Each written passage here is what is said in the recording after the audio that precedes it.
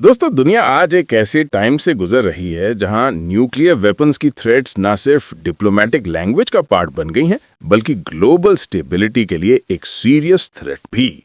अमेरिकी president Donald Trump के recent statements ने इस फायर में घी डाल दिया है। ट्रंप ने ओपनली कहा है कि वो न्यूक्लियर टेस्टिंग को रिज्यूम करने पर विचार कर रहे हैं, जो 1992 के बाद अमेरिका का पहला ऐसा स्टेप होगा। ये स्टेटमेंट न सिर्फ चाइना और रशिया को टारगेट कर रहा है, बल्कि साउथ एशिया में इंडिया पाकिस्तान टेंशन को भी भड़का सकता है। लेकिन इस बीच चाइना और पाकिस्तान ने क्लियरली न्यूक्लियर टेस्ट करने से डिनाई किया। चाइना के फॉरेन मिनिस्ट्री ने 3 नवंबर 2025 को एक ऑफिशियल स्टेटमेंट इशू किया। चाइना कभी भी न्यूक्लियर टेस्टिंग के डायरेक्शन में स्टेप नहीं लेगा जब तक ग्लोबल पीस पर कोई डायरेक्ट थ्रेट ना हो। वहीं पाकिस्तान के प्राइम मिनिस्टर शहबाज शरीफ ने इस्लामाबाद से एक प्रेस कॉन्फ्रेंस के ऐलान किया, हमारे पास न्यूक्लियर कैपेबिलिटी है, लेकिन इसका यूज ओनली सेल्फ डिफेंस के लिए।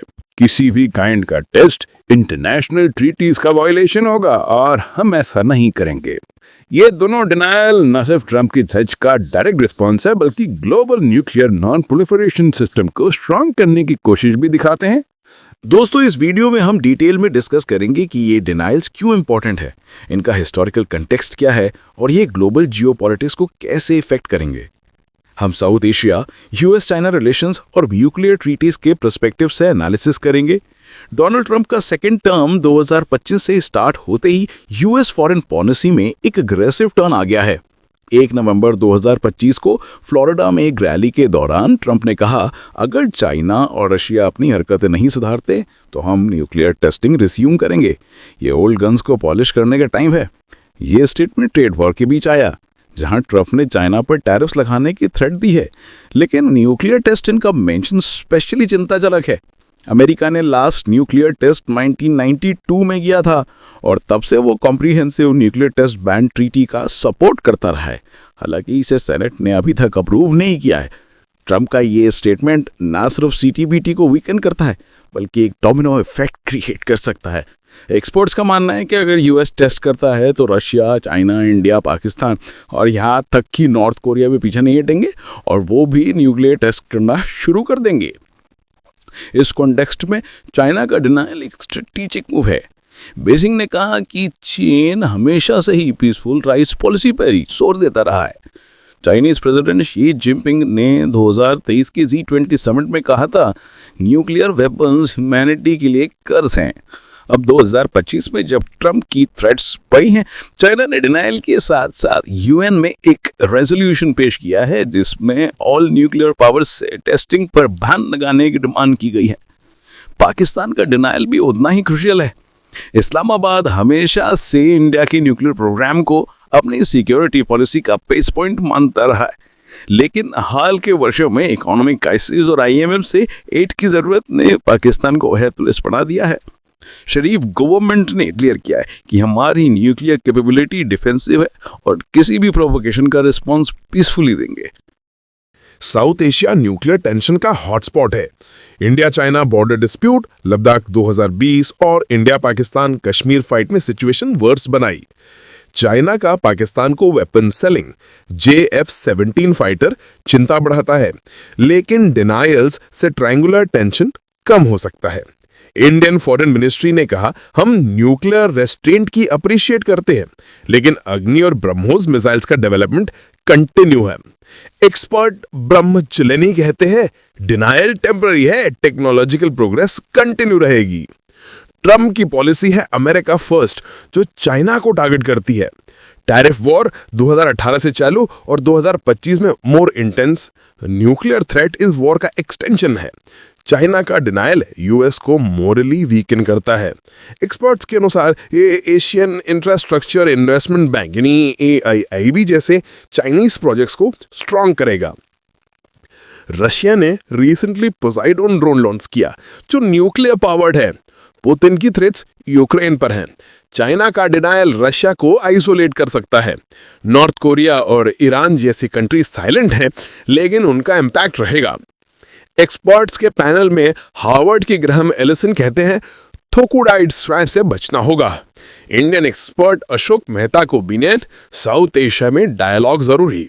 फ्यूचर में 2026 के ह्यूमन समिट में CTBT रेटिफिकेशन पॉसिबल। लेकिन क्लाइमेट चेंज और इकोनॉमी टेस्टिंग को रेस्ट्रेन कर सकती है।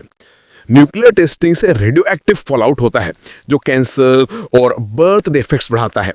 चाइना के लोबनूर टेस्ट ने हजारों को इफेक्ट किया। पाकिस्तान की जगह ने लोकल ट्राइब्स को डैमेज पहुंचाया। डिनाइल से एनवायरनमेंट सेफ रहेगा। चाइना और पाकिस्तान का डिनाइल ग्लोबल न्यूक्लियर टेंशन को कम करने का सिग्नल है। ट्रंप की थेस चिंताजनक है, लेकिन रेस्ट्रेंट की जीत हो सकती है। हमें ट्रीटीज को स्ट्रॉन्ग करना होगा। पाकिस्तान की न्यूक्लियर जर्नी स्ट्रगलफुल रही है। 1998 में चगेई हिल्स में 5 टेस्ट्स करने के बाद पाकिस्तान ने वर्ल्ड को शॉक दिया था। ये इंडिया के पोखरण 2 टेस्ट का डायरेक्ट रिस्पॉन्स था। तब से पाकिस्तान ने कोई ऑफिशियल टेस्ट नहीं किया, लेकिन उसके पास एस्टिमेटेड 170 वॉरहेड्स हैं।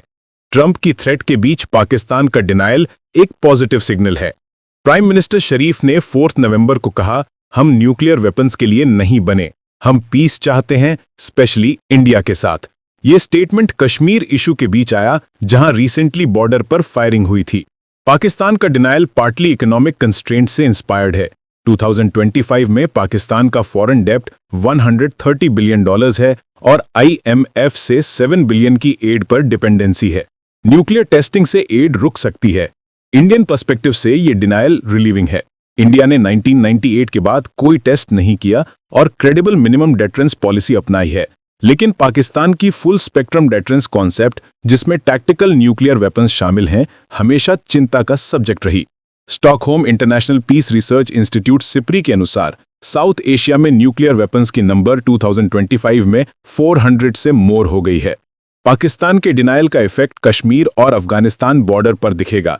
अगर पाकिस्तान टेस्ट करता तो इंडिया को अपनी अग्नि 5 मिसाइल्स का टेस्ट करने के लिए फोर्स्ड होना पड़ता। एक्सपर्ट माइकल कुगलमैन विल्सन सेंटर से कहते हैं कि पाकिस्तान का स्टैंड इमरान खान एरा से डिफरेंट है। शरीफ गवर्नमेंट मोर प्रैक्टिकल है। हिस्टोरिकली पाकिस्तान का न्यूक्लियर प्रोग्राम अब्दुल कादिर खान के लीडरशिप में थेफ्ट और स्पाइट से भरा रहा। 2004 में खान का कन्फेशन इंटरनेशनल स्कैंडल बन गया, लेकिन 2025 में डिनायल से पाकिस्तान IAEA यानी इंटरनेशनल एटॉमिक एनर्जी एजेंसी के साथ कोऑपरेशन बढ़ा सकता है। न्यूक्लियर टेस्टिंग का हिस्ट्री ह्यूमैनिटी की बिगेस्ट ट्रेजेडीज में से एक है। 1945 में यूएस के ट्रिनिटी टेस्ट से स्टार्ट होकर वर्ल्ड ने 2000 से मोर टेस्ट्स देखे। दोस्तों, अगर आपको वीडियो पसंद आ रही है तो आप हमारे चैनल को लाइक और सब्सक्राइब जरूर करें, ताकि हम इस तरह कंटेंट और आगे भी बनाते रहें और आप लोगों तक देश दुनिया की खबरें पहुंचाते रहें। जय हिंद, भारत माता की जय।